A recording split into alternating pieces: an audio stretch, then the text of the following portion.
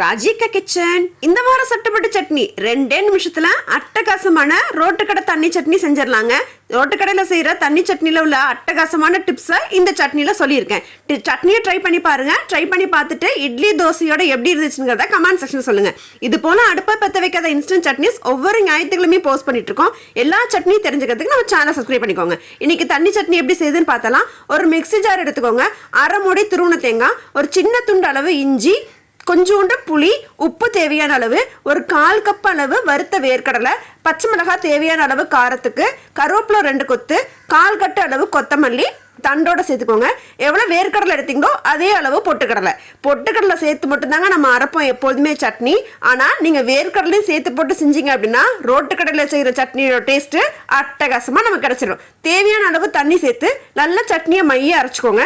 Chutney ready ஆயிடுச்சு. அடுத்தது அட்டகாசமான தாளிப்பு தாங்க. வாசனையான கருவேப்பிலை கொத்தமல்லிலாம் சேர்த்தனால எண்ணெயில் வாசனையே இல்லாத எண்ணெயை எடுத்துக்கோங்க. கடுகு, கருவேப்பிலை, காஞ்ச மிளகாய், பெருங்காயம் இது 4 தாளிப்பு கொடுத்தீங்க அப்படின்னா அட்டகாசமான சட்னி ரெடிங்க. நல்லா தண்ணியா சட்னியை செஞ்சு சுட சுட இட்லியை ஊற்றி அது மேலே சட்னியை ஊற்றி சாப்பிட்டு பாருங்க. சுவை அட்டகாசமாக இருக்கும். அடுத்த வாரம் வேற ஒரு அட்டகாசமான சட்னியில் உங்க எல்லாரையும் பார்க்குறேன். அது வரைக்கும் டடா.